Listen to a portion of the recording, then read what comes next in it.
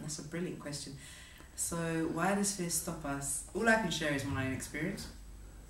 I think, as Marianne Williamson beautifully says, our greatest fear is not that we are inadequate.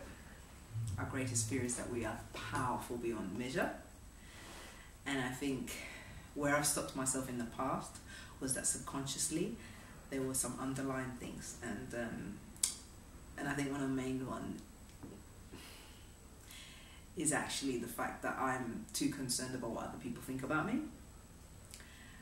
I'm concerned that I might fail, or simply I'm concerned that things may not show up the way I would expect them to. So that's an awesome question, Rodney. Really good question. What has fear been? What has stopped me in the past? Definitely, I think just thinking about certain people, and the question I ask myself is, what are the people in my life that when I think about them, they will stop me from doing certain things? And there's always one or two people, you know, it might be your older brother, it might be your dad, or that uncle, that auntie, you know. And it got to a point where for many, many years I lived by what certain people in my life might think about my choices. And then it reached a point where my message was so important, or my life and the love for my life was so important, that it no longer mattered what other people thought as much. It still does. I mean, you know, you take away shades of it, it still does. But what's really fascinating is the moment you begin to own your choices and you say, no, actually, what does my heart want? And then it becomes a very simple choice.